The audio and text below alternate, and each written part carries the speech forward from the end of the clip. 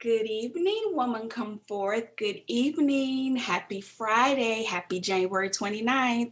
So guess what, ladies? I know this is not the regular time of day that you have been getting our videos as we've been journeying through Genesis, but I just needed some time today. I needed some rest today to get myself together as I have been feeling better. So I appreciate your calls, your texts, your support. Thank you for letting me know you missed it this morning. Thank you. That lets me know that it matters. So thank you for checking on me. I appreciate you so very much. But I told you I would let nothing stop me seeing the end of our journey through Genesis, and we only have a couple more days to go, and it has been so good. I've enjoyed it so very much. So I'm not going to take up a lot of your Friday night. I want you to get this word, but before I do, you got to give me space to do one thing. I got to shout out the most amazing virtual assistant on this side of heaven, because today is her day. Y'all, today is Minister CJ Miller's birthday. Y'all, please put it in the chat field. Tell her happy birthday. Go show love on her page. Let her know that what she does to help woman come forth produce in excellence does not go unnoticed. So I had to use some of this time to let her know that we appreciate her. And I pray God's best for you, Minister CJ, as you embark upon another year of life. I know the best is truly yet to come. And I don't mean that like the cliche, I mean it for real. God's got some awesome things in store for you. And I cannot wait to have a front row seat at seeing how he blesses your life in this next season. All right, ladies, so it's already the end of the day. So I don't want to take up a lot of time. Let's jump into this word. Tonight, we're covering chapters 45 and 46. We're almost there. We only have 4 more chapters to go after tonight. So 45 and 46. 45 begins finally with Joseph being so overwhelmed that he's ready to reveal himself to his brothers. He reveals himself to his brothers. Scripture tells us that he is overcome with emotion. He sends everybody else out except his brothers, and he reveals himself to them, and they stood there afraid. They stood there amazed. They couldn't believe it. Can you imagine? Can you imagine what must have been going through their minds when they realized that they're standing face to face with the person they tried to kill, face to face with the person, they wondered or feared may even be dead.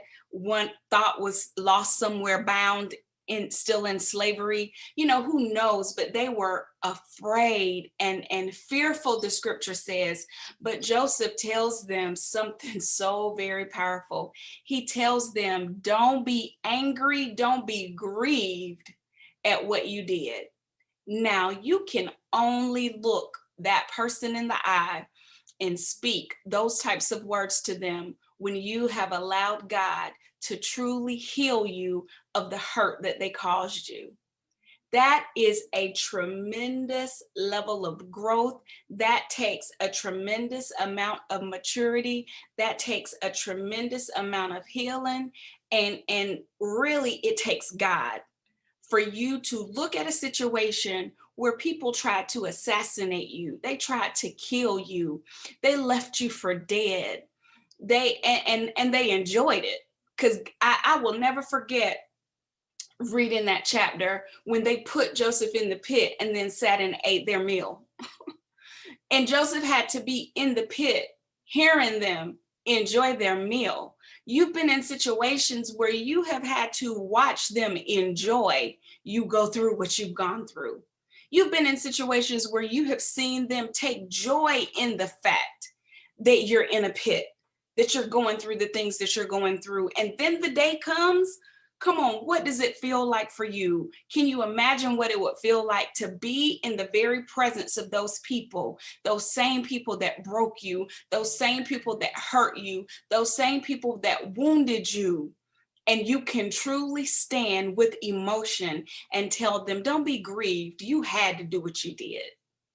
Woo! Ooh, nobody can bring about that type of change in your spirit but God. Because when you truly understand, as Joseph did, that you had to do it because it was a part of what God wanted to accomplish in my life. It was a part of what God wanted to accomplish for a group of people, that it was a part of my assignment. It brings on a completely different level of peace. That's why I know what you did, and I can still sit in the same room with you in this moment. To this day, that's why I can still be in the same room with you. And when I see you to this day, I can still greet you with Jesus joy, because I know you had to do it. I know you had to do it because of what it taught me. I know you had to do it because God allowed it and it equipped me differently for my journey. I know it had to happen because it grew me and stretched me in a way that I wouldn't have grown and I wouldn't have been stretched had you not done the thing that you did. And I'm not just speaking about me, I'm speaking about you too. Allow God to heal you of what they did so that you can stand in the same room with them with sheer joy, knowing they had to do it. They had to do it to accomplish God's assignment in your life. Joseph understood that. And because he understood it, he was even saying to them, I know y'all shocked. I know y'all don't even understand this level of emotion, but don't be angry with yourselves. Don't be grieved. It had to happen. It had a purpose. If you believe that right now, will you type it in the chat field? I want you to type in the chat field. It had a purpose. It had a purpose. It had to happen. They had to hurt you. They had to leave you for broken. They had to do what they did. It had a purpose. And Joseph understood it. It had a purpose because of what God was going to, how God was going to position me to change somebody else's life, how God was going to position me. I sit in this seat right now teaching all of the women who connect with Woman Come Forth, because what I went through had a purpose. I sit here and I'm able to teach through whatever it is I'm facing because I understand that everything that I face has a purpose, that God is truly working all things out for the good of those that love him. Do you love him, ladies? And if you do, then you understand it has to happen. It had to happen. But more importantly, Joseph understood, and God was in control through all of it. I can only imagine the amount of emotion, not just in the fact that he was about to reveal himself to his brothers, but he was able to think back through the feeling of being in the pit. He was able to think back through those years of slavery. He was able to think back through being lied on and running out of Potiphar's house, for fear of not even knowing what would happen to him because of the accusation, being put in a prison, pouring into people who walked out of the prison and forgot him just as quickly as they encountered him. Am I talking anybody's language?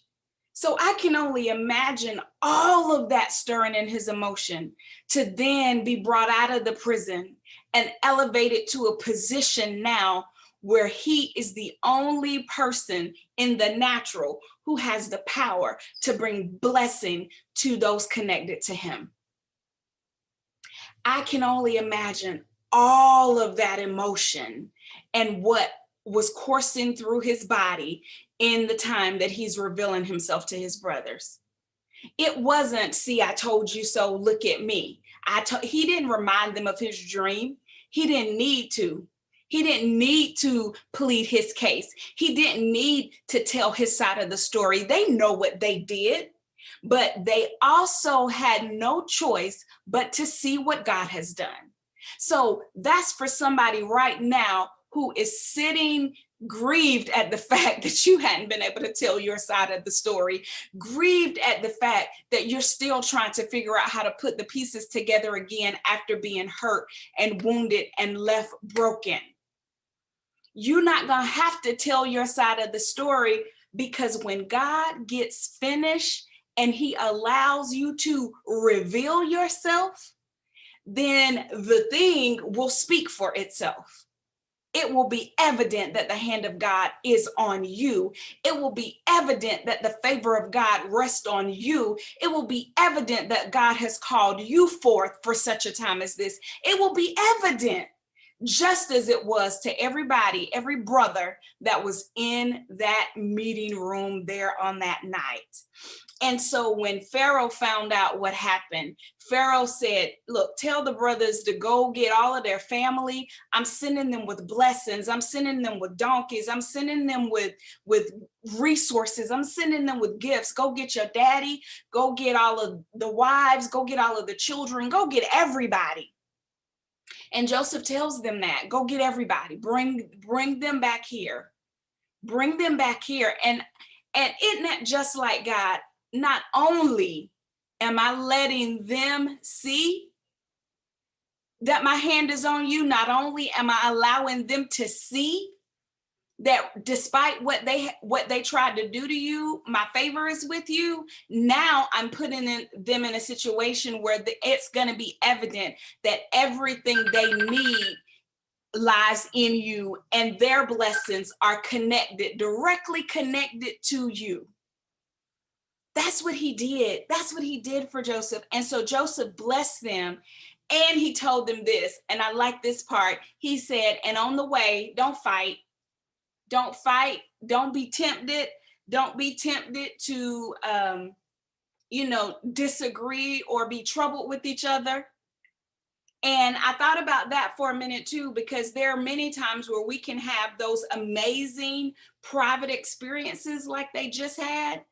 And then by the time we leave the meeting space where we just had an amazing encounter and an amazing experience, something happens to come and rob us of that joy, to rob us of that experience. Ladies, don't let anything rob you of the experiences that you have when you have those God moments and those God encounters.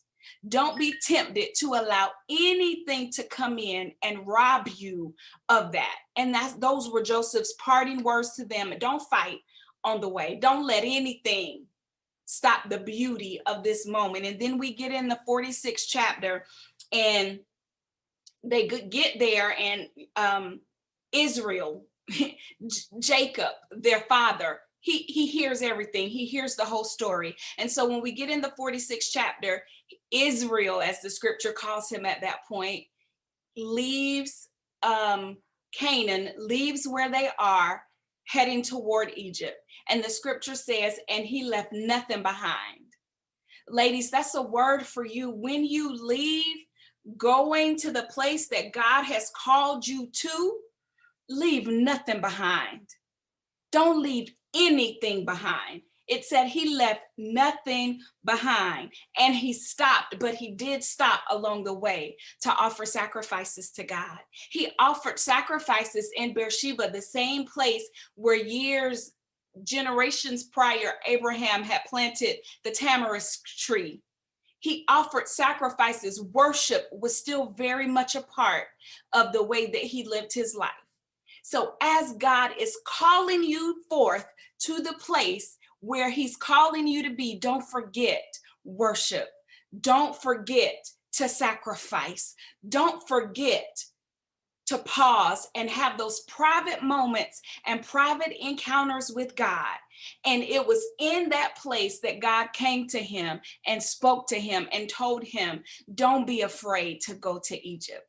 I know Egypt didn't work out well for generations prior, but that's because they moved when I didn't call them.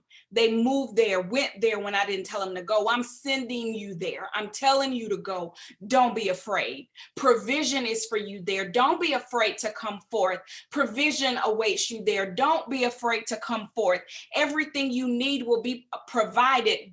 Don't be afraid to come forth, because I'm going to make you a great nation. Like I said, don't be afraid to come forth, is what God said. And I'm saying it to you ladies. Don't be afraid to come forth, because provision and everything you need awaits you in the very place God is calling you, and you spend the rest of the 46th chapter reading about um, the generations that came from Canaan, and it was about 70 people. It was about 70 people that came from Canaan to Egypt. But he was able to go with God confidence because God spoke to him to say, I'm with you and I will do everything I said I would do concerning you and your future generations. Ladies, this is getting so very good. We're almost at the end. We're almost there. Stay with me 2 more days. 2 more days. Stay with me as we complete our journey through Genesis. I love you girls so very much. Happy Friday night. Happy birthday, Minister CJ. And I will see you all right here tomorrow morning. God bless you, ladies. Love you very much.